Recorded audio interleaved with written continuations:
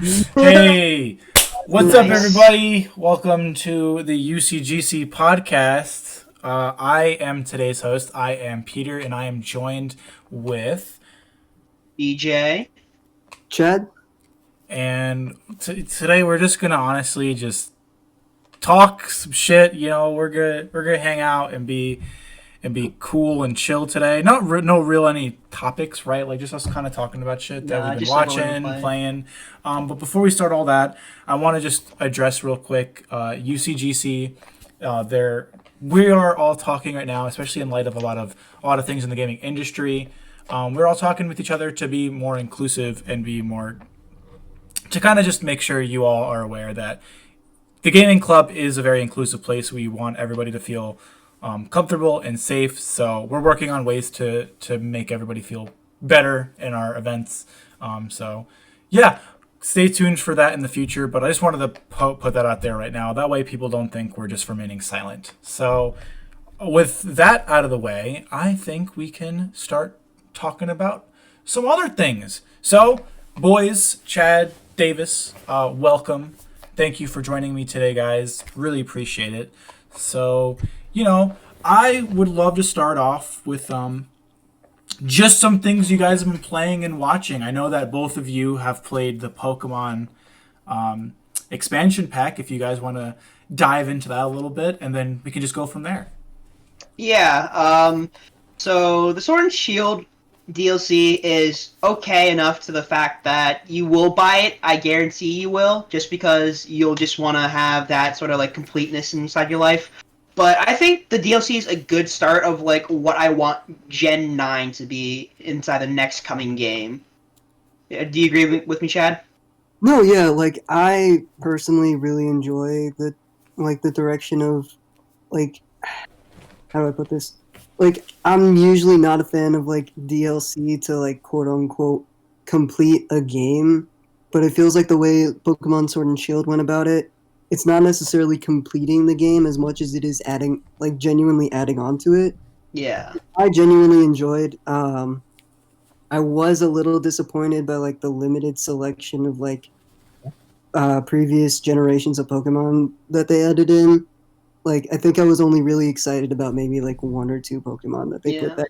But overall, I was really happy with what we have so far, and I do like the fact that rather than having us pay for like first Isle of Armor and then uh Then the Crown Tundra, you just get it all, and then we'll just update when you need to update. Yeah. yeah, like I really enjoy that, and the like comparatively lower price from like Yeah. just buying a whole new game is definitely a lot nicer in my opinion, because like it's still new content, and like I don't feel like we need a new generation every single time that like Yeah, it's one of those things where I felt like this is like a demonstration of what they can do, but yeah.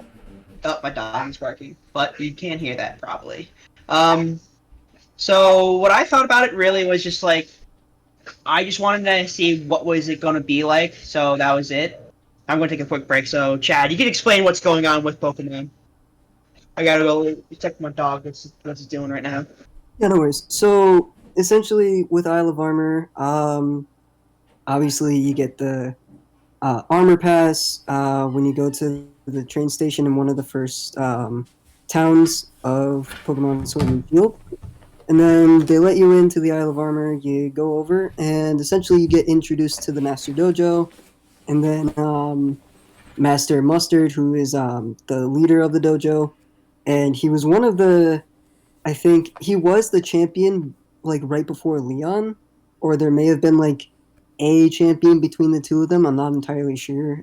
Davis can probably fact check me when he gets back. So yeah, essentially you go through a bunch of tests, and then he gives you what is it, Cub Fu, who is a special like he's technically a legendary Pokemon, but he does evolve, so Would you it's kind consider of him like like a pseudo, like kind of like a Dragonite or something? uh Uh, technically Davis, how would you qualify Cub Fu? Because I think technically Kubfu is a mythical Pokemon, technically speaking. Okay, because I saw somewhere online that he's technically like classified as a legendary Pokemon. Yes, Because it's one of those legendaries where you automatically get it just because you paid for it. yeah, It's like Victini. You automatically got that DLC. I don't think you really had to battle it or anything. You just need to catch. You had to go to the island and then get it. But it actually plays a lot into the story. I don't know, Chad, if you covered this while I was gone. point where like you get Kung Fu, like if you want Yeah. to. So basically, the whole entire like gist of this thing is like, okay, you got to raise this Pokemon from level 10 to 70. So like, what I really thought from the story perspective is that this was supposed to be meant like at the beginning of your journey too, and then you kind of make your way through the game, then come back later to finish your training, which is like okay and all, but really like if you're post game, you'll just get it done in one go. I think I wrote about this for a little bit of a blog post. It was like little bit over 2 hours full gameplay, so you don't get a lot of story, but you get a lot of area to explore. Yeah, there's definitely a good amount of area to explore. Problem I had was that like you could if you had like level 100 Pokemon or like somewhere around there. Yeah, you just swept. Yeah, like you had like 2 hours of story at least, or at most, I think. And Yeah. but again, that's like with a like maxed out team. I didn't have a maxed out team. I think mine were around 60 to 70, like when I went in, Mm-hmm. and like it didn't take as long as I really wanted it to, which I think was a general complaint from like the community, just saying, oh, Yeah.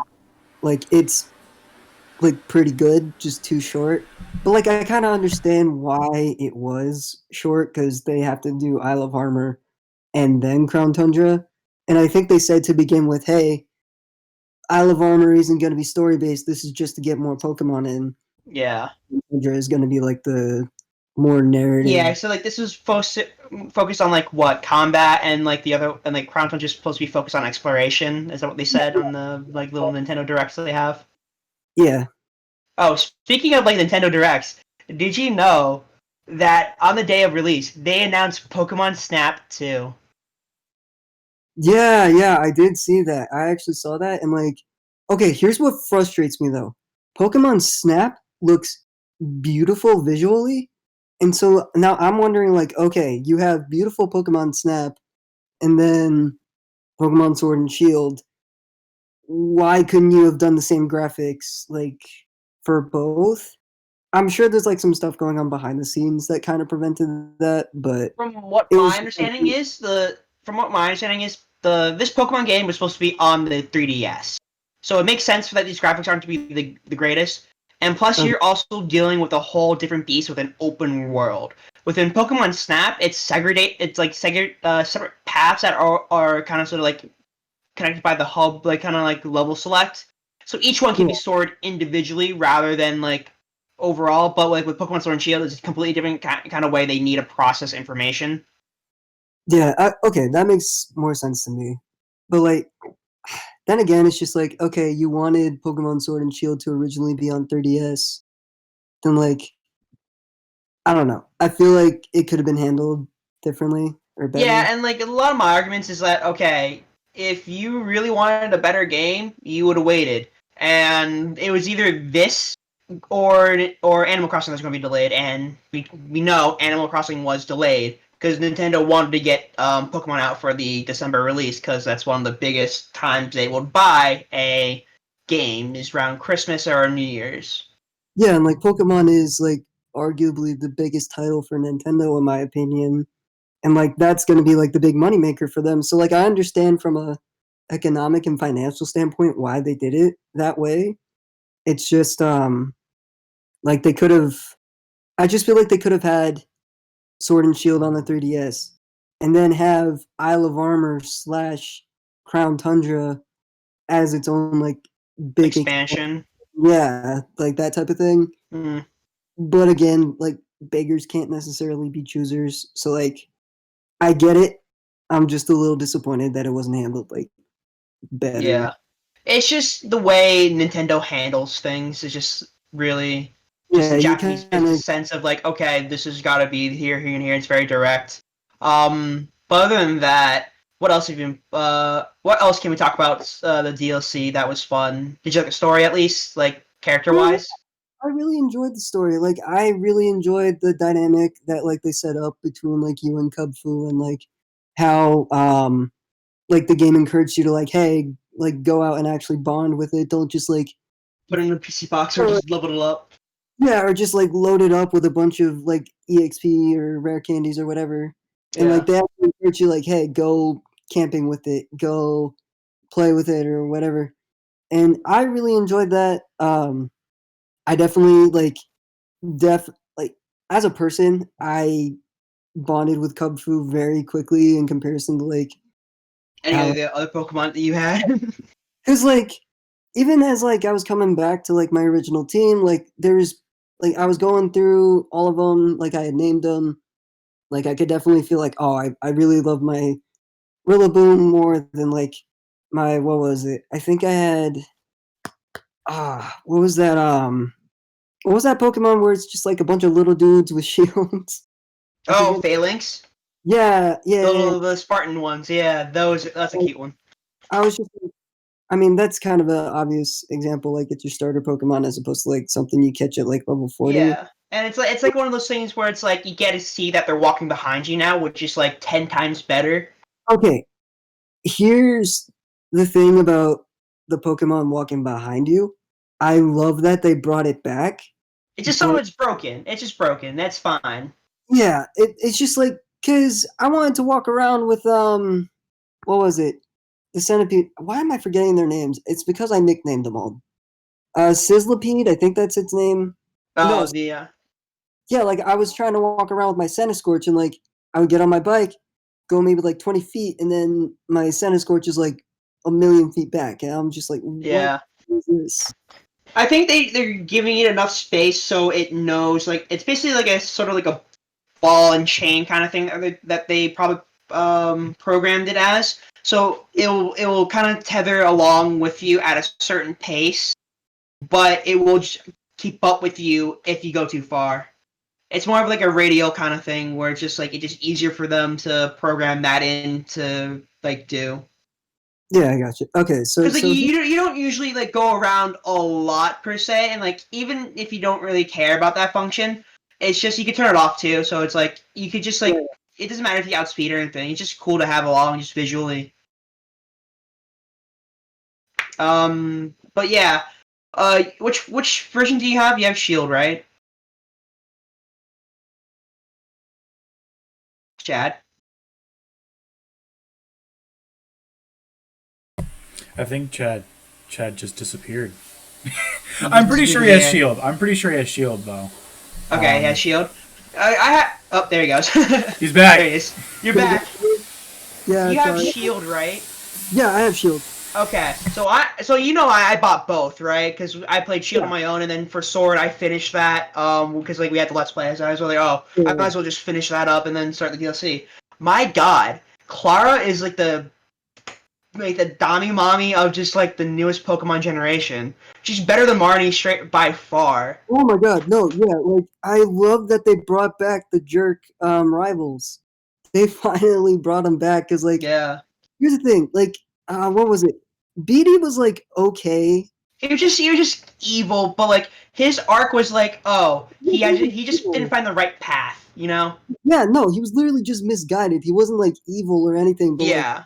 He just wasn't like yeah, he was just like kind of like just misguided youth.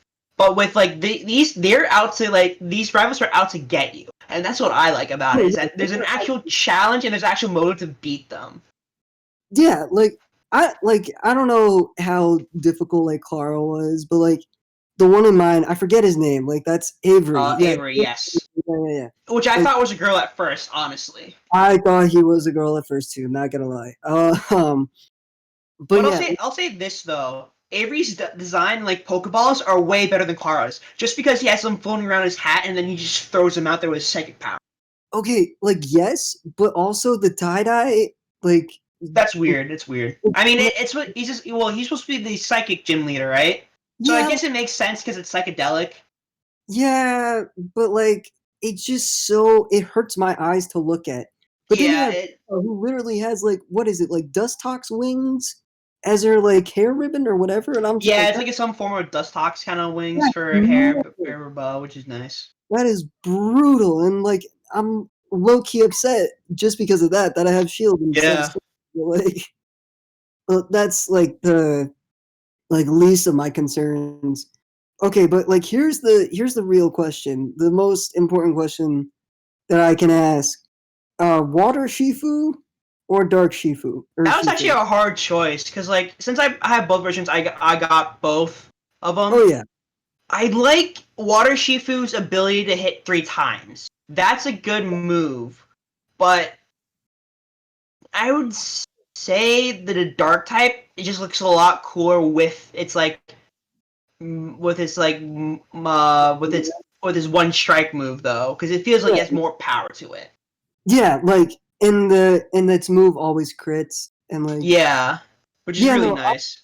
I was having that dilemma like myself trying to choose. Like honestly, I think that's what a good 25% of my time in Yeah, Isle of I mean, Armor. because it's like what you get like what dark fighting is like one of the most like dark fighting is like really common, but dark water though that's like 10 times more interesting because like there's only like a couple dark water types out there.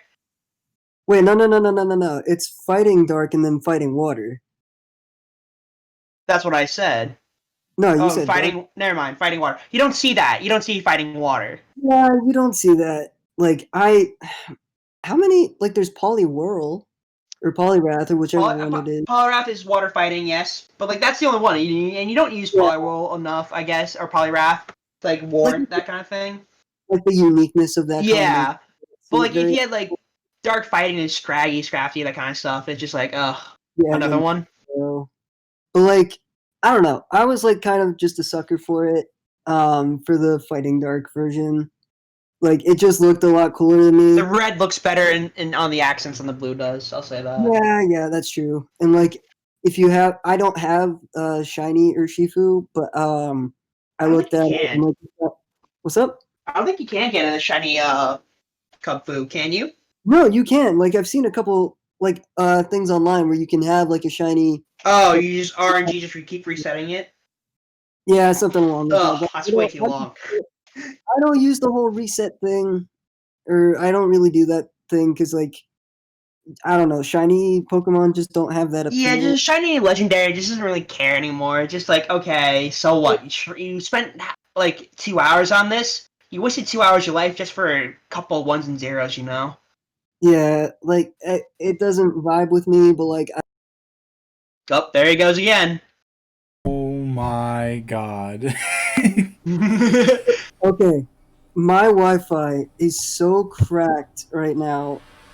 Like I am so sorry. Your Wi-Fi can't handle my voice. Like I don't know what it is. Like we've replaced the router, we've gotten a bunch of like Wi-Fi extenders, we've updated the modem, yada yada yada. But my Wi-Fi is just so garbage. Like in for no reason. It happens out of nowhere. So like I apologize in advance if this happens like again It's throughout the fine. pod. Yeah. Yeah, but like where did I leave off before I cut You're talking out? about shit, what were you talking about? You were talking about Pokemon. No. So like shiny dark type Urshifu looks a lot better than like shiny water type. Okay. You're talking about the shinies, yes, that's right. Yeah, in the Gigantamax form, just because like the color scheme like matches better. Yeah. I just don't really care because like I'm one of those people who's like, okay, I'll just get it just because they have inside the Pokedex, but I don't care about getting the shiny Pokemon, you Yeah, know? I couldn't care less about the shiny Pokemon. Like, and we're probably gonna get like burned at the stake for saying this. Like, It's like one of those things where it's like if it appears in the wild, it's cool, but if you breed for it, then you're aiming for it, you know? yeah, like if it happens out of nowhere, it's just like, oh, awesome. But like, Yeah, you're actually like hunting for it. Like, then what's the point? Like, I don't know. yeah. If you're shiny hunting just for like the sheer clout, then you're wasting your time. Yeah, no. That's my opinion, but eh. Yeah, but But overall, what would you give like the Sword and Shield DLC though? Like, out of 5?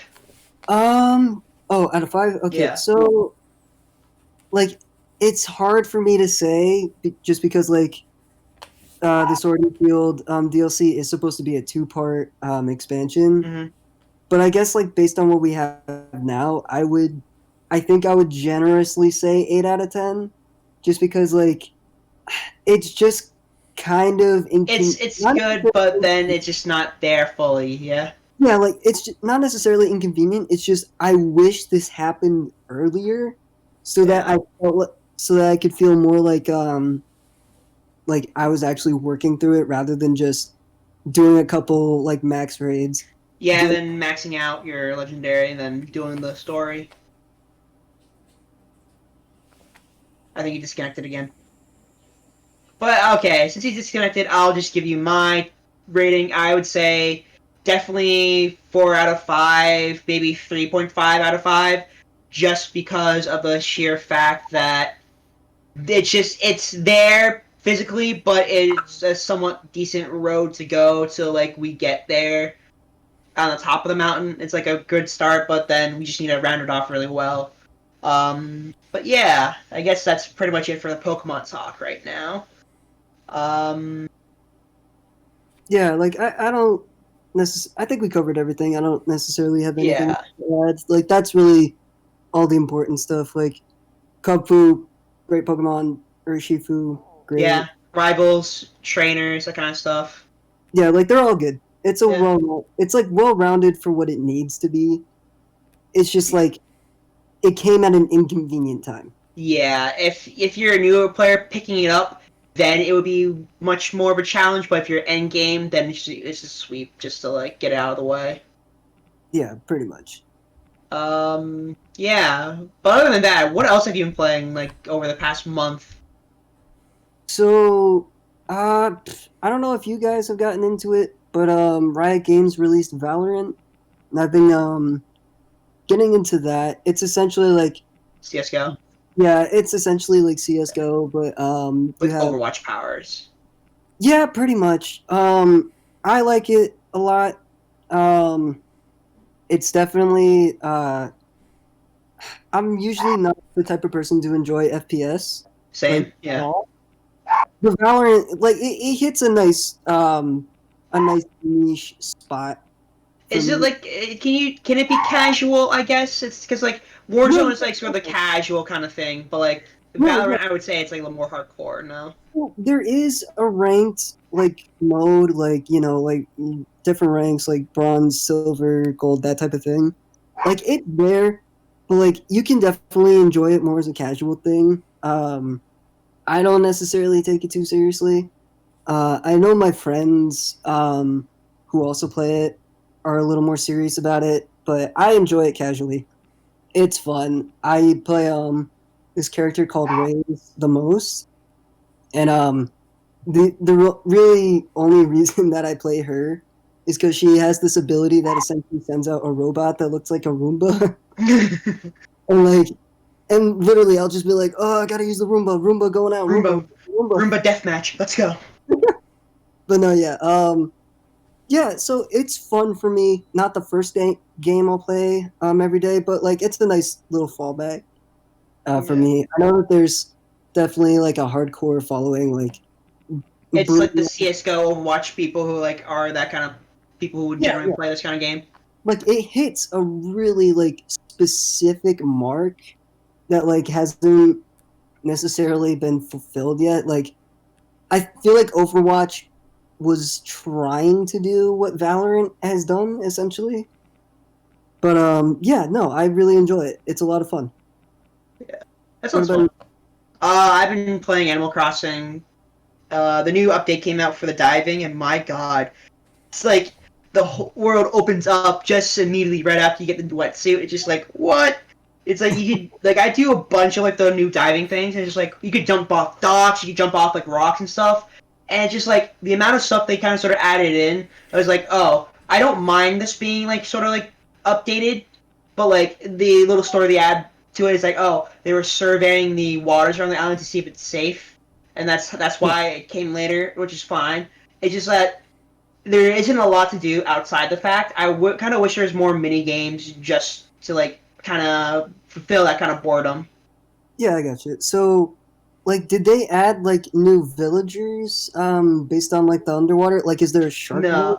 No, No. no. There's no new villagers. It's just more content to like do activity wise. I You feel like get the new encounter, which is Pascal, which is an otter, but I okay. haven't encountered him yet. He just gives you furniture, which is like that's all these NPCs do anyway. Is just give you furniture. Yeah, I got you. I feel like that's a missed opportunity. I feel like they definitely should have. Like, I haven't played it myself, but I feel like it would have been a lot better if they added like new like underwater villagers. Like, imagine if you could have like a house underwater, like that type of thing.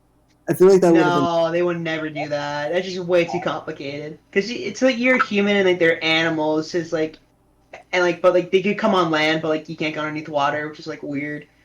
Yeah, I got you. All right. What about you, Peter? Like, what have you been into lately? So I have been playing a lot of long fucking games.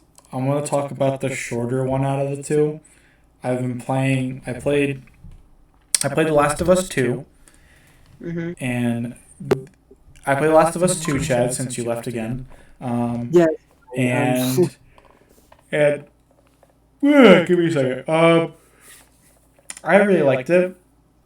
I thought it was a really good continuation of The Last of Us. I thought it had a lot of natural consequences, though I do Okay. acknowledge that it has a lot of flaws with the whole halfway through the game you might not be particularly happy that you have to reset your entire character to play as somebody else.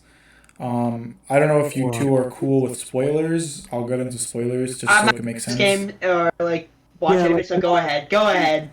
yeah. Rip Go into ahead. it, my friend. Yeah, I mean, that's Um, the most I. so so first off, there was a lot of controversy because of the leaks. I didn't know any of the leaks until after I played the game. Like that's when I like looked into what the leaks were, and apparently a lot of people were upset that Joel died. I thought it was a lot.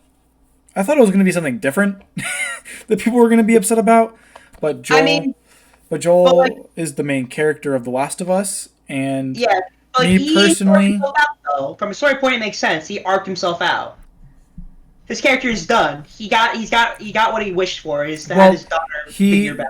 he died in a really like messed up way where Abby, the one of the characters you play as, just beats the shit out of him with a golf club. Yeah. So he dies unceremoniously. He doesn't die like a hero like a lot of people were hoping for. And personally, I'm glad that he died like a bitch because I am not a big fan of Joel. I love the character. I love how they portrayed him in The Last of Us. I love what they did with the character, but I don't like the actions the character did. Like you know what I mean? Like I don't hate that they created him. I hate just everything that happened in The Last of Us. The ending at least. I hate that So he murders a bunch of people to save Ellie because he essentially is taking Ellie's choice away from which she explicitly says to him in The Last of Us 2, like, you took my choice away because Ellie finds out that Joel kills everybody and steals her away. She eventually finds out. And that's like one of the biggest quote unquote like twists. Like, you know, she learns that she's on this revenge mission to kill Abby because she murdered Joel, but why should she if she but like wait, she knows that Joel like murdered people to save her? Why would she do that? So it's like so I thought that was all cool and I'm really glad that like they killed Joel the right way. Like Joel doesn't deserve peace for what he did. He doesn't deserve a happy ending. Neither does Ellie, because Ellie murders a bunch of people to try to kill Abby, and because of that, she loses the love of her life. She burns bridges with a character named Tommy, and I'm happy that she has consequence for those actions. Nothing is a they shouldn't have a happy ending in this grounded sort of real world. I think even though it's a zombie infested apocalypse, right? That's not real world. That's fucking fantasy. That's fake. But the consequences of taking revenge is natural. Like, if you take revenge on somebody, the consequences are you're probably going to be burning a lot of bridges to do so because you're so clouded by anger and rage. And then Abby... Remember, anger leads to the dark side. Anger leads to the dark side. Anger leads to hate. Hate leads to Hate leads to sadness, sadness. you know? Yeah. Like, all that shit that Yoda said. And Abby, she kills Joel, she gets her revenge, and now she has to live with the consequences of losing all of her friends. And that's really sad. That Ellie supposedly kills, apparently. Ellie does kill them. She doesn't supposedly. She kills every single one of them. Like, on her pursuit to kill Abby. And that's what it's like this... It's a very simple, like, revenge plot, right? It's like, whatever. Like, very basic, very generic. But because you genuinely... At least for me, I really developed an attachment to both Ellie and to Abby. Like, I really liked Abby's story, because it was pretty much, and you'll probably be hearing this a lot if you watch reviews, it's a mirror of Joel's story from The Last of Us. He's fucked up, she's fucked up, they both meet a child, and that child kind of redeems them in some aspects. Not all of them, but some. I will admit, Joel has some redeemable aspects, especially in The Last of Us 2. They try to make him a little more... You try to... at least for me, I'm more empathetic towards Joel than I originally was in The Last of Us. However, he's still not a good person, just like Abby isn't a good person. Just because she meets this little kid, which, by the way, I thought was really cool. There's a lot of, like, LGBTQ stuff in this game that I really liked. Like, Ellie, for example, is gay, and one of the characters in this game, called Lev, is transgender. I thought that was pretty cool. But besides the point, like, Lev is supposed to be the humanity that Abby's trying to regain, and she does get it for some time, but then she gets her ass beaten in San Bernardino, whatever the fuck. She gets her ass beat trying to find the Fireflies, and she's imprisoned as a slave for months. Like, she doesn't get a happy ending. Nobody does. And that's what I think is really important about the game.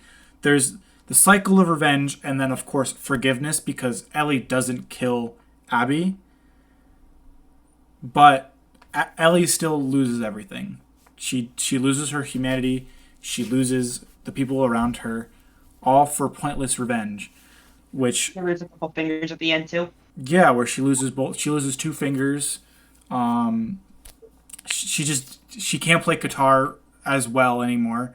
She can play guitar, but not as well. A lot of people mess that up. She can't play the G chord, she can play a lot of F major. Yeah, she's gonna have to learn how to play guitar, probably with her left hand. Yeah, so she's which is a direct connection to Joel.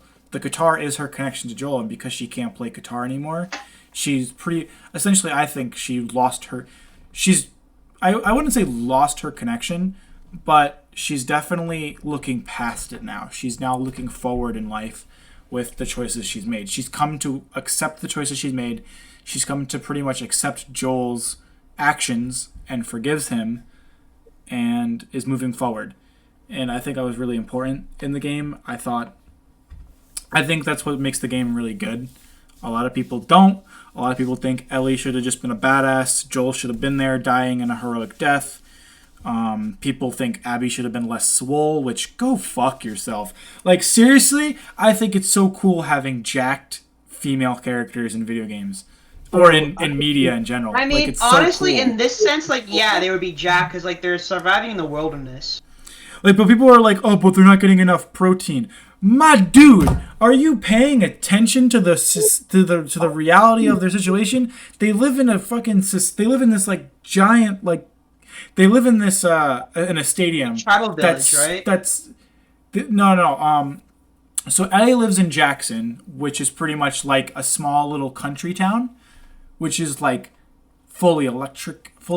There's cars, there's children, there's plenty of stores to buy food and get all this stuff. Like, it looks like a real community. And Abby, her community, they live in a football stadium, and it's wind powered, solar powered. There's farmland all over the stadium. There's dog training centers. There's like arsenals. There's gyms. Like, no duh, she's going to gain enough protein from like the meat they get and the food they're eating and the beans and all this shit to where she's fucking huge. It doesn't make sense to me. But even that, it doesn't make sense that that's a critique.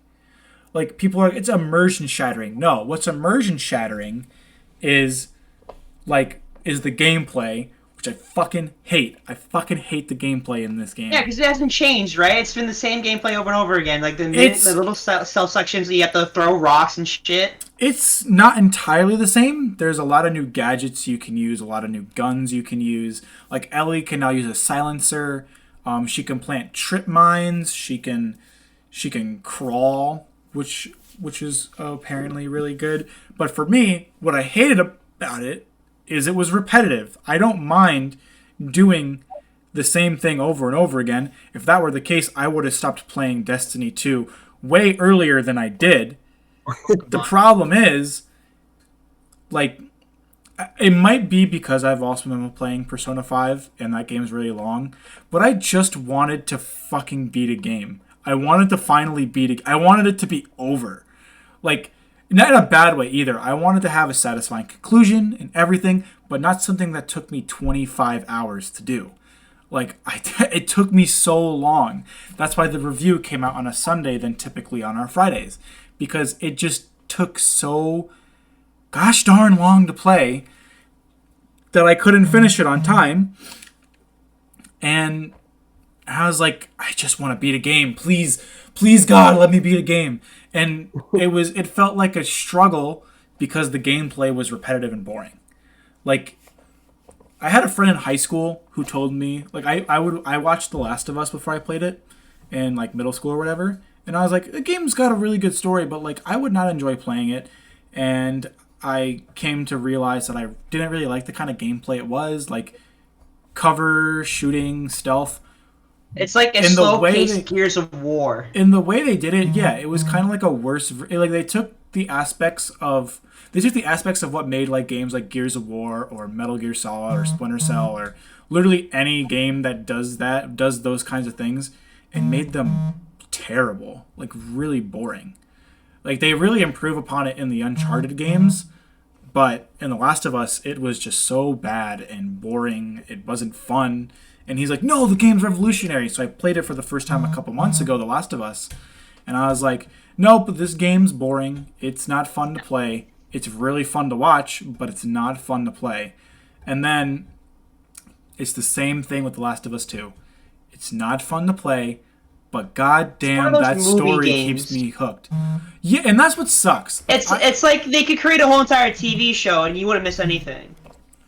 Like, and that's what kind of sucks about it, because I watched it because there's a lot of people talking about this phrase that I just learned called ludonarrative dissonance, which is pretty much the game's gameplay doesn't match the game's story. Yeah. So what happens in The Last of Us is that Ellie, you said something, Chad? You cut out really bad. No, yeah, like, I've never heard of that term before.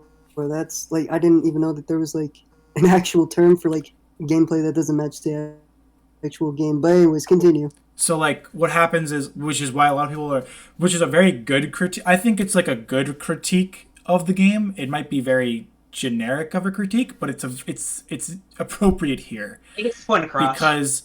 Because at the last part of the game, Ellie goes after Abby one last time because she can't sleep at night. She has PTSD from seeing Joel die. So she goes after Abby one more time, and to get to Abby, she's murdering like a bunch of random people. She's shooting dogs, killing people, at least depending on how you play. Depending on how you play, like if the gameplay pretty much, it's really hard to completely stealth through a lot of these sections. Like there is a point where you have to just go through a shooting gallery with people, and you just gotta get it over with. Yeah, you have to. There's rip no the reasoning with off. them. You just gotta. You just have to. You just murder them. And As soon you said shooting dogs, that immediately made me not want to play it. Okay, Like, people. I was talking about this with some friends, and they thought I was cruel. So one of the mechanics is they now have dogs in this game, and they can sniff you out. And so when you're using like your sense where people are ability, you actually see the trail that you leave behind you when a dog senses you, right?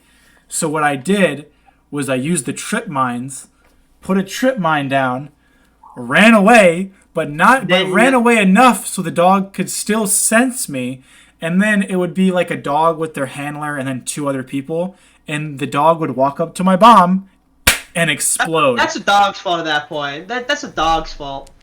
You And two I- make me- Dogs be bomb dogs. And I you was two like, make me sad. I like dogs, but like when they're trying to murder me, I'm gonna fucking kill the dog. Yeah, like, yes. It's not that you're wrong. It's just that you're right. You just hate that I'm right that you would kill a dog too if it's trying to kill you. Yeah. Hey, okay. Like, at that point, it's Chad, how about this? You're in a forest, running away from a bear cub. It's definitely gonna eat you and kill you. But you have the choice of killing it with a shotgun first. Which one do you do? Wait, you said a bear cub? Yes, it's deadly but cute. Dude, a bear cub is not fast enough to catch you. I don't feel okay. Bear cubs are fast. Chad, trust me, bear cubs are fast. Okay, well, if it's gonna kill me, then yes, I will shoot it. But a bear is different than a dog. But yeah, I murdered the dog. I murder dogs a lot in The Last of Us 2, and I even used you have like a bow. You can make an arrow where it has like an explosive tip. So I would shoot people with the bow and they just explode. But that's the thing. That's like back to the focus of what I was saying. The little narrative dissonance is I feel regret for murdering people, yet like as a player, fun enough to as a player, like I'm enjoying like shooting a bow and arrow and seeing people explode. I'm enjoying seeing a dog blow up into pieces because of a trip mine. I'm willing to run through an entire enemy camp and murder people, but just when I see Abby, I don't want to kill her now. I want to let her go again because of Joel. It's like, but maybe it's a reflection on the player's choices and not the characters. Once again, Have you thought about that, Peter? If that was the point, the game would let you choose to kill Abby. I think if you want to phrase it like that, the game Naughty Dog would have made you choose whether or not you can kill Abby. Because there's a point in the game, there's a lot of points in the game where you as Abby or you as Ellie are doing something you don't want to do. So like with Ellie, you meet this person, you find one of the people who killed Joel, right? Or who was there that helped kill Joel, and she's suffocating because of this spores thing that can make you turn into a zombie.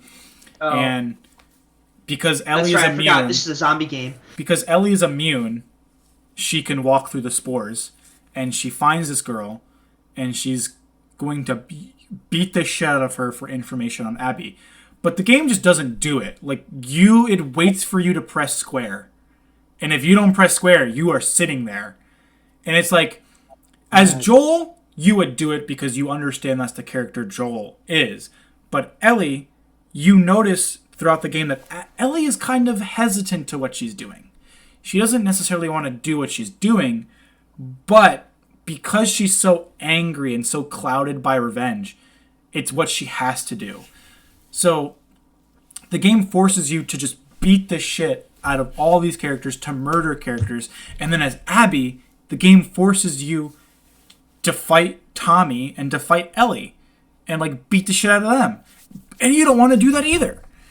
So I really love that the game challenges you to like do things you're not comfortable with, but it does fall through in the end where you don't choose.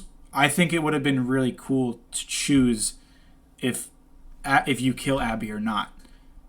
Yeah. But it also works. It also works with the game because because for me, I didn't want Abby to die. I didn't think Abby deserved to die. I think what she did was justified enough. But I also understand why Ellie's upset. and It's not the I right don't. way to take it out. Yeah, like it's once again, it's a basic story of revenge and forgiveness, but it works because I care about these characters. And that's something that's something really subjective. Like I genuinely enjoy these characters and what they did with them, but a lot of people don't for whatever reason. I mean, I can understand with Abby because the game makes you for the first 10 hours hate Abby. But me, I was looking at it through the fact that I didn't want Ellie to go on this journey anyways because I already had a disdain for Joel, which most people don't have. Most people love Joel and want to see Abby die. But I was somebody who was like, no, Joel deserved to die. I don't want Ellie to go on this journey, and I don't want Abby to die. So, I was happy with it. I was happy with what the story was going for. Because I took a more critical standpoint on The Last of Us than most people would. And it made my experience with The Last of Us 2 feel so much more fulfilling and so much more satisfying because it was the conclusion that I knew was right, that a lot of people I think aren't seeing or putting together. And that's okay because everybody has their own perspective of games. And the little narrative dissonance thing, to go back to that and kind of finally finish that conversation, is the fact that you're murdering people, but Ellie won't kill somebody. Won't kill like this one person. She draws the line with Abby, but I'll murder these random fuckos for whatever reason. And that's, I think, is a very fair criticism of the story and the game. Is the game should have made we shouldn't have. I don't think we should have had that last section. More choice in the end. Yeah. I don't think we should have. I think the game shouldn't have had another hour-long section of stealthing and murdering people. I think it should have just been me finding Abby, and then the fight. I don't think there should have been a whole story. Maybe zombies, like the zombies would have been a bit better because they're zombies, but to have more human fight combat sequences just didn't make sense to me. Just personally, I think it. I think the point of that was just like they're trying to make you feel bad about killing people. No. These characters were like they showed up They showed up in the last hour, and that's it. You learn like very little about them, and that's then it. screw them. Then kill them. Well, that's the thing. Like, kill them, like whatever. But then you draw the line with Abby. Like, you go on this hour-long journey to find Abby again, only to not do it. Like. Yeah. You murder all these people in your wake to finding Abby, but you won't do it now? Like, it just doesn't logically make sense, you know? Like, if nothing happened and Ellie decided not to kill Abby, it logically makes sense because because prior to finding Abby, Ellie's living a peaceful life and she's having PTSD about Abby, but she's happy with the love of her life and their child, and it's great. But then Tommy's like, oh, you gotta find this bitch. I know where she is. So Ellie's like, okay, I'm gonna go do this for myself. And she goes, and she finds her. But it would have been so much better if she just found Abby and not have to fight people. Yeah. Like, I get what you're saying. Like, it's just a conflict in, like, morals and, like, do as I say, not as I do type of thing. Mm-hmm. Like... like, you've been saying it this whole time, but like, yeah, it doesn't make sense to kill a bunch of randos, then not kill the one person that you were like going to kill. And I also feel like maybe part of why people just weren't really accepting or like positive about The Last of Us Part 2 is because like when you play a game, you're not, at least in my opinion, you're not really looking for like a bunch of realism unless that's what you're into. So like, I don't know. I just feel like people wanted a more idealized or idealistic version of the game as opposed to like what Last of Us Part 2 was, which was very realistic. And like based on what you're saying, like yeah, it makes sense. Like the storyline to me sounds more compelling than if like it was idealized, like Ellie just goes on a killing spree and then kills Abby and then yada yada yada whatever. So, like, I agree with what you're saying. It makes sense. Like, I haven't played the game, so I can't say for myself. But I do agree with everything that you've said. I think it's... I mean, if I don't... You guys didn't play Have you guys played the original? No. I watched it because I don't want to play one of those games where it's just, like, stick and move. Yeah, I mean, if for anyone who's watching, if you played The Last of Us, it's worth it. Even if you don't like the gameplay, it's worth it to play. Like to watch is a whole different experience because you're watching it. You're a passive viewer. You're not actually taking action. You're not the one pressing the square button. You're just watching. But as the player, this is one of those things where it is. I'm happy that it is a video game and not a movie, even if I don't necessarily enjoy most of the game part of the video game. It's still worth playing, and I think it's good. I think it's a good game. People should play it if you're interested in the story and the world. One of the things I did say in the review that I posted was I think The Last of Us should be more of an anthology series, kind of like Black Mirror, where they have different So, stories. like different people, yeah.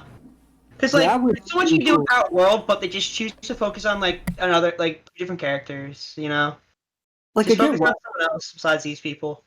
like I get why they focused on Ellie and Joel, because like, oh, Ellie's the one person who's immune, and Joel is her protector. Like, I get that, but like, there's got to be other compelling stories in a world like this.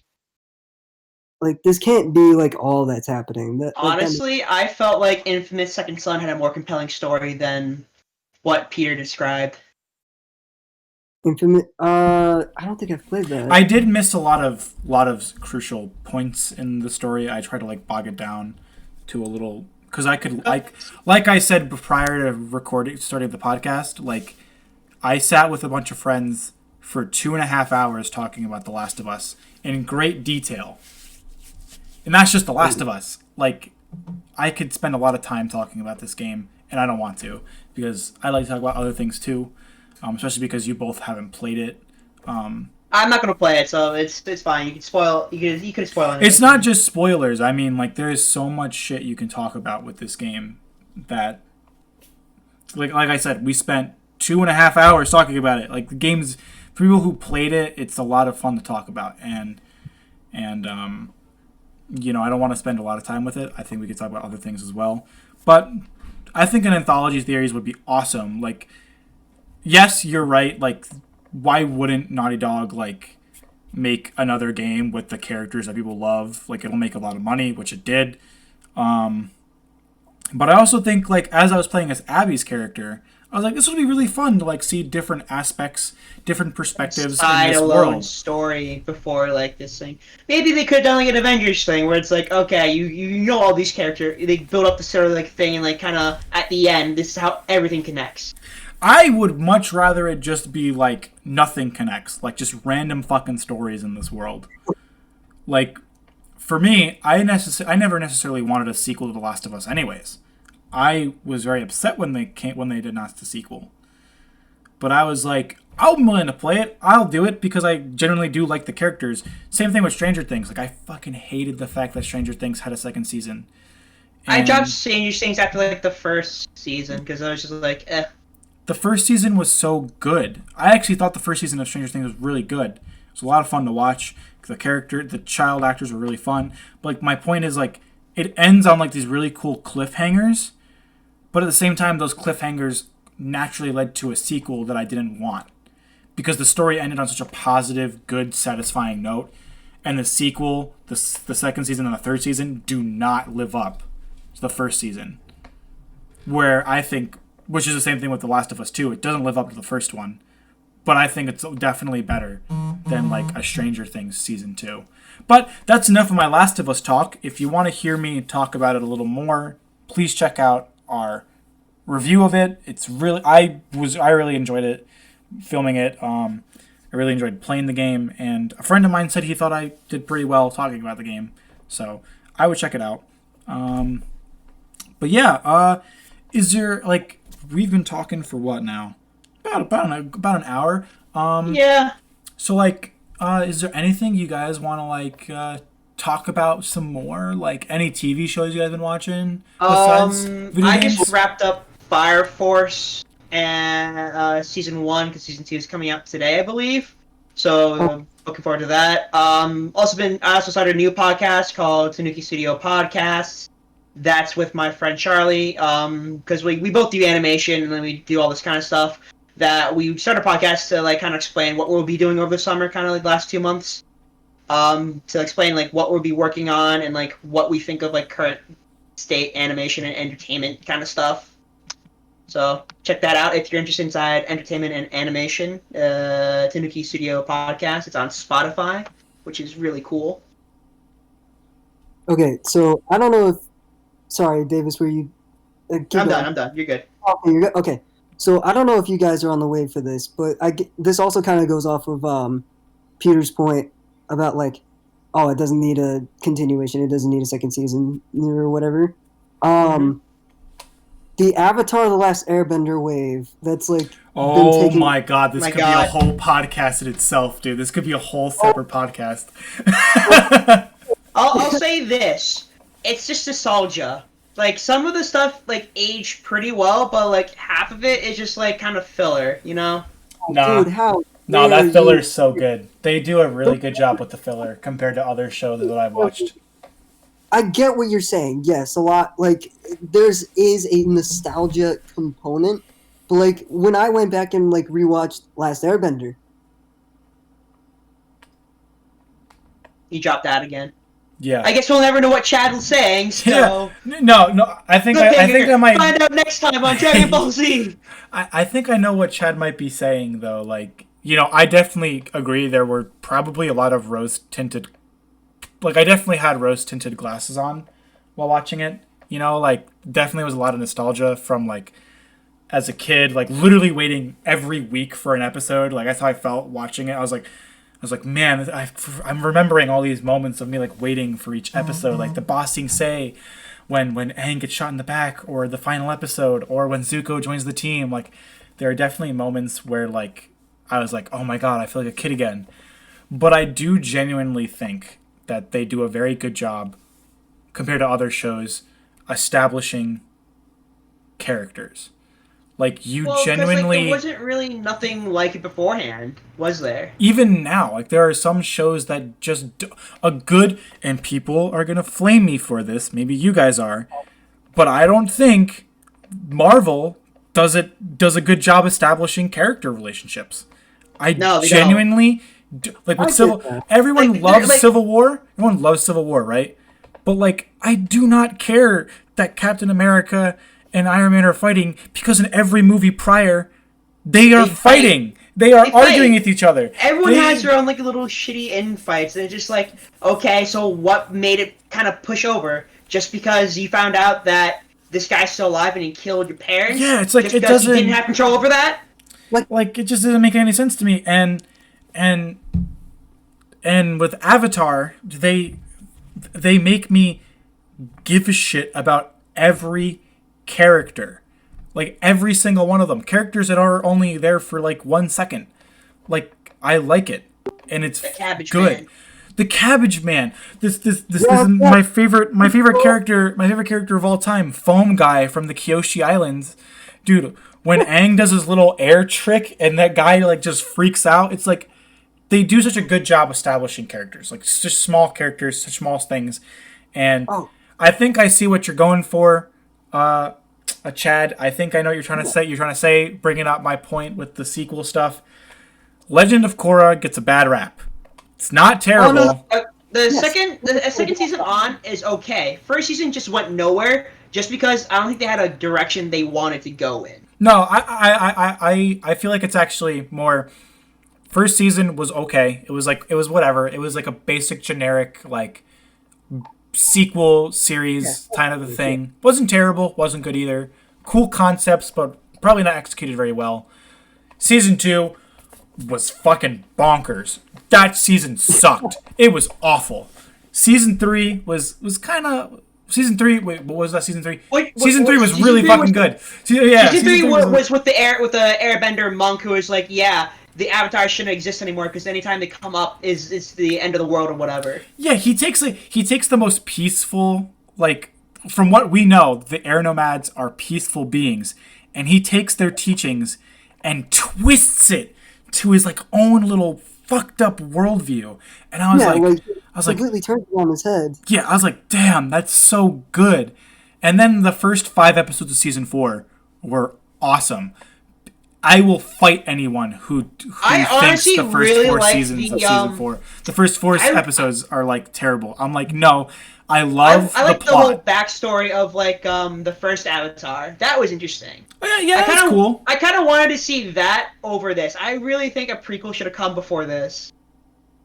I get what you're saying. No, yeah. So like, let me just like take a step back, like before like I continue on anything. Like, yes, I do think Korra gets a bad rap because like I feel like it's really, really difficult for people to look at Legend of Korra without comparing it to Last Airbender. Like, Last Airbender was like a stroke of genius. Like, it's really, no matter what they did, it would have been really difficult to follow it up. I think Legend of Korra on its own, like as its own individual thing, like yeah, it's good. Like, is it perfect? Absolutely not. But like, it has a lot of good qualities to it. Like, and I think a lot of the problem is that like Legend of Korra is like the same story, just from a different perspective, from what I understand about it. Have And you like seen it? Yeah, like I've seen it. Like I've watched the majority of it. I've seen clips of what I like haven't gotten to yet. But like it is good. It like I do agree. It does get a bad rap. It's just again, people have such a hard time. Like I had a hard time separating it from The Last Airbender until I went online and like read a bunch of like articles and stuff like that saying, "Hey, try your best to watch Legend of Korra without comparing it to Last Airbender, and you'll start to like understand it and like appreciate it more." And like that's what happened with me. So I did a review of this on a site called Letterbox, and and and I pretty much talked about like I don't think Legend of Korra is good either. I think it's just like It's it's out there. okay. It exists. It's not terrible. It's not like this. It's not like the Bane. It's not like it ruins the Avatar. It ruins Avatar the series as a whole because it's just so bad. It's like no. It's like it's not great. It's not terrible. It's not good. It's not great. It's not like, good. It's not bad. It's just okay. like it's there, and there are a lot of good moments. Like with like for me, I think the best of the entire, even the best out of the whole series as a whole, is when Korra deals with the fact that she's lost every single major battle in her life, and the literal poison in her body is stopping her from bending, like properly, like being herself. And I was like, that is such a good message, like for getting through, like going, accepting your failures and learning from them. And I was like, fuck, it's so good. And having the best character to assist her in that with Toph, like Toph is a very good character who like just says shit. She just says the right shit Yeah, at the right she's time. blatant because like that's kind of her that's the character. She's a rock. Her personality is just like blatant and very Yeah, direct. she is blunt. So Yeah, but blunt. And that's why I like that. That's why I like that little mini arc in the first 5 episodes of Korra, like getting back the courage to be the Avatar, to be the character she's meant to be, and not judge herself as Aang, but judge herself as her own character. And I think that's also a meta I think commentary the on the main community. for the like Avatar messages is just for the Last Airbender is stepping up to the plate when you need to, not necessarily like you're being forced to, but knowing when the time is right. For like Korra and stuff, it's like you need to find yourself first before you do anything. Because if you don't find yourself first, then you're gonna be a mess. Yeah, like I get what you're saying, and like just to really quickly go back to Toph, like she's literally the perfect teacher because like somebody did a comparison online between like how she treated Aang and how she treated Korra. Because like here's the thing, with Aang, she knew she had to be gentler. Like after like Katara told her, "Hey, be a little nicer and he'll respond better," and Aang did respond better when she was like more supportive and a bit more positive. But like she saw that everyone was coddling Korra after like everything that happened with her. She's basically like, stop feeling sorry for yourself. Get up. Oh, did it crash? What crash? chat crashed again. He just stopped talking. So Yeah, there he goes. Okay, are we good? Yeah. You good? Okay, sorry. I gotta get my Wi-Fi checked out. But anyways, as I was saying, like, she saw people coddling Korra. She saw that it was like making Korra's condition worse, and so, like she realized that hey, Korra responds to force, and so that's what Toph did. That's exactly why like she acted the way that she did, and it was actually really good for Korra. So yeah, like Toph is like the perfect teacher. Give her like Professor of the Year award. Well, Like, I think it's that and her just old age. yeah, like the Because whole. she raised 2 kids and like went through like what 3 marriages and like she's pretty adaptable for like an earthbender. Yeah, like the whole I'm too old for this shit. I've like done enough. Like, no, I'm not gonna put up with this. Just do what you need to do, like that type of thing. Yeah, I would love to actually just talk about this for an hour and a half with you guys because Avatar is really good. I think it's a lot of fun to talk about. It's got a lot of themes and things you could say, but it's all. We are opening a large can of worms if we talk about Avatar right now. Yeah, this is definitely another podcast thing on its own. Yeah. Yeah. So you've been watching Avatar. That's cool. I really do love it, and I'd love to talk about it with you guys. I just finished watching Death Parade. Oh, that's a great anime. I was recommended to this by a guy that I watch called Glass Reflections.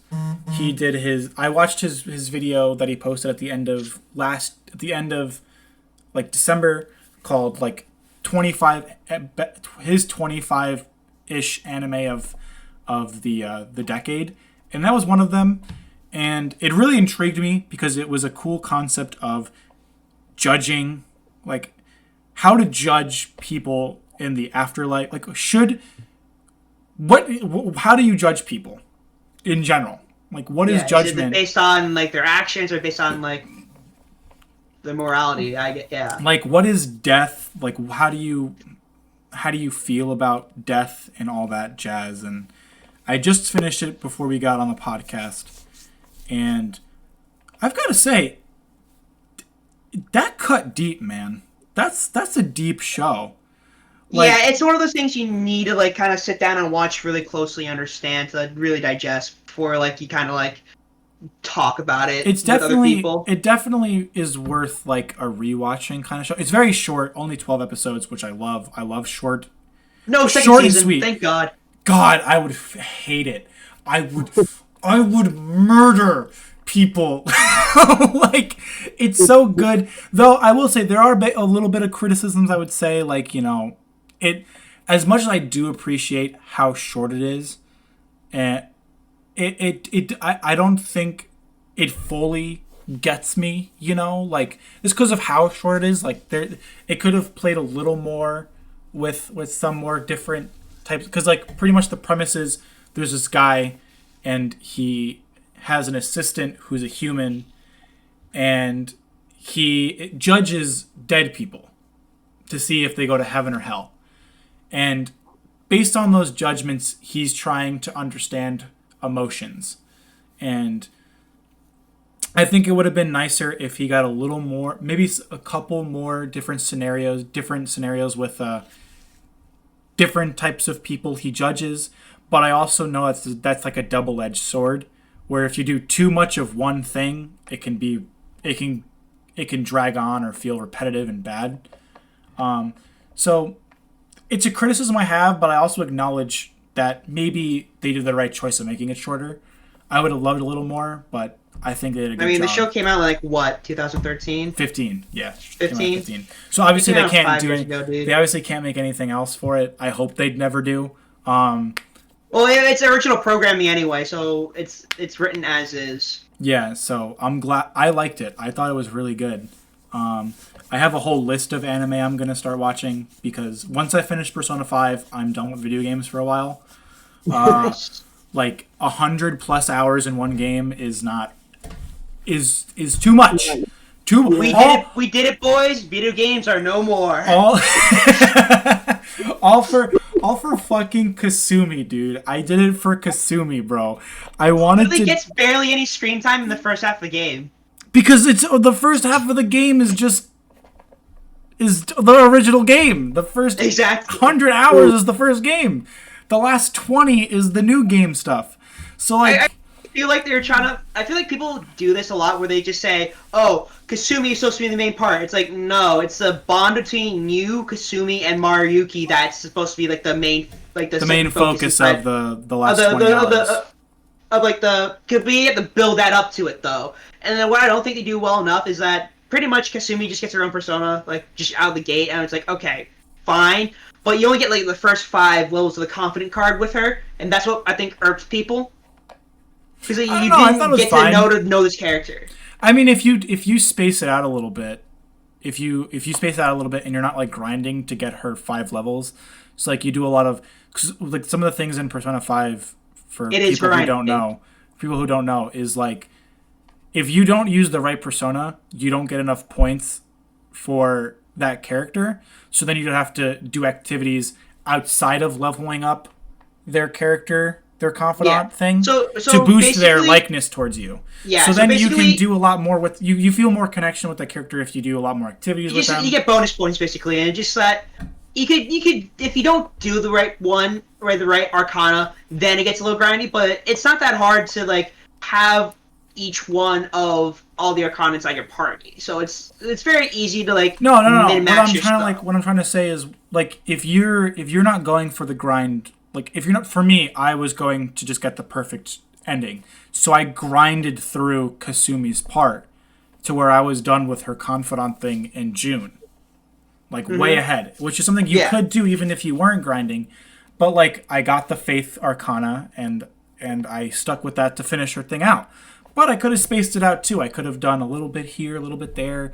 You know, that way it doesn't feel like that way I don't like just stop talking to her for like 4 months. You know, you pretty much don't see her for a long time if you finish her confidant thing. Yeah. So if like she's only available on like on very specific days too. Yeah. Because like it's very story driven, that character. So it's So, like like- you have to deal with the fact that there's only certain days you can hang out with these characters over here, and then you gotta manage palaces, Mentos, and like other shit. So So like for me, I'm totally like I think if like you space it out and everything, it'll be fine. Like you won't have to worry too much about it. But if you don't space it out, it definitely will feel like, well, why'd you even introduce new characters? Why make a new game if you're only going to leave them for the last 20 minutes? It just depends on the way you play. If you're going for the true ending and you're somebody who likes to complete things like early so you don't have to worry about it later, then it makes sense if you don't feel a certain connection towards like character like Kasumi or Maruki. But you could also play it where you do, where you space it out and you talk to them on different days and all that stuff. Or you just try to like prioritize different characters rather than just prioritizing one, which is what I should have done. I will never replay this game after I finish it. Maybe in like 20 years I'll replay it. But and just immediately realize like, oh, the Persona 6 hasn't come out yet. So yeah, whoops. you realize they'll never make another Persona game because Persona 5 is like a They cash milk it. cow. They milk it. They're gonna Atlas milk and- the shit out Atlas of and that. Sega milk a lot of their games. I wouldn't really be surprised if they introduced a sort of another Persona Arena Ultimax, just because you have more characters to play with, or even introduce some like another crossover stuff. But like overall, I would say Persona 5 is one of the games that's like, if you know what a JRPG is, like, and it's not like a not Pokemon JRPG, then you'll understand the mechanics a lot more than you normally would. But I would still like have like a little bit of a sort of like non-spoiler guide up for you to like make sure you know, like, oh, you gotta have deadlines, that kind of thing, because it's not very apparent in like what certain deadlines there are in certain parts of the game. Yeah, Which is one of the yeah. downfalls. Mm-hmm. They have a calendar, 100%. but it's not really up in the moment. You No, know? but like there's this one character where you learn different where like you can learn different speech, like negotiation tactics, and if you don't finish it, Toshi. yeah, and if you don't finish it before November, like you lose some pretty critical ones, like negotiating with higher level High personas. level personas, and also pretty much just like pretty much getting that instant like the instant kill with Ryuji. Oh, that is so important, dude. That will help. That saves you a lot of grind time. I'll say that. Bro, yeah. I mean, it is grinding. What is? Okay, so, Chad, the importance of the insta kill thing is in there's pretty much like this like grind area called Mementos. It's pretty much it's tied to the story, but it's essentially like a ground to where you train your team to get them to higher levels to be prepared level up your team members, and plus you complete jobs in there. Yeah. Okay. So, one of your confidant characters is this guy named Ryuji. He's the first character you meet in the game, and he has an ability where any shadow that is lower leveled than you will die instantly if you run into it. Yeah.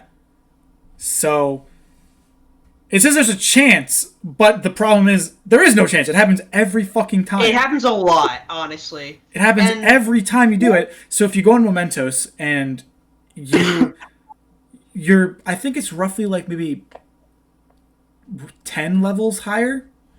It's 5 to 10 levels higher, yeah. If you're 5 to 10 levels higher than the persona or than the demon is, you most likely will kill it. So if you go to like the higher level areas with the higher XP level areas, you'll get a shit ton of XP and level up your characters like so like it's much. Nothing. It's crazy. And plus with the combination of like other confidants in play, you get a lot more. Yeah. So sounds busted. It's broken. It's broken. But it was a nice needed change from the original version. Yeah, I got you. Like I get what you're saying. Like it's not necessary, but like when you do have it, it makes everything so much easier. Like I get what you're saying. Yeah, it's nice, but it kind of breaks the game a little bit. Yeah, I got you. I liked it. I thought I've been using it now because Davis told me the final boss is very hard, so I've been using it to just level up some characters, and I've been trying to grind out some third form awakenings on all my characters as well, and trying to grind out some good personas to fight. But yeah, so I think that's a good place to stop. Anything you guys want to plug for yourselves personally? Anything you're doing? I know, Davis, you said you were doing a podcast. Yeah, with a friend. An animation channel with my friend Tanooki Studios. I think on YouTube we have a different name just because the name was taken, and it's like Tanooki spelled with 2 O's instead of a U, like Tom Nook, but it's T-O. And Ooki. That's how you spell it. All right, we'll definitely put it in the description down below. I'll put a link. Like I said before, I did a 2.5 hour review session with a couple of friends. I'll post that in the description below on this podcast. Chad, do you have anything that you've been working on or interested in, or so even if it's not just you, anything you want to plug that you're happy with? Yeah, so not necessarily video game related, but I did get an internship recently, and I think I told Congrats. I think I told about it. Yeah, thanks. Yeah. And so essentially what I'm doing is writing articles for an American-based manga anthology. So that's Saturday AM. I already submitted a couple articles, so if you want to link that in the description. Oh, dude, hell yeah. Yeah, definitely. So if anybody wants to check that out, like it's not just my articles. Is it like review articles or is it like story? Sorry. You died again. I think he dropped out. My questions will never be answered. God damn it, Chad. Yeah, I'd love to hear his stuff. I'd love to read his stuff, man. That's really cool. We'll definitely put that below in the description. I'm just waiting until he drops out. Yeah, it's not letting him drop out. I don't know what else to do. It's kind of weird. It's really awkward. Do you think we could kick him out and then he'll rejoin? Can I even kick him out of chat? I can't. You can move him. But regardless, thank you for joining, everybody. We'll definitely leave all the things we discussed here at the end in the description below for you guys to check out later. Don't forget to check out anything on the Gaming Channel's podcast as well, if any of you are interested in... Oh, hello, welcome back, Chad. You're here for the end. The end, we're doing the end card. Rounding it off. So we're going to have everyone's descriptions down below. We're going to have all our socials for the UCGC and our personal ones as well down below. And feel free to watch our videos, like our stuff on Facebook and Twitter, and like our videos as well. Like them, subscribe, all that fun stuff. Thanks for watching, guys, and we will catch you next time.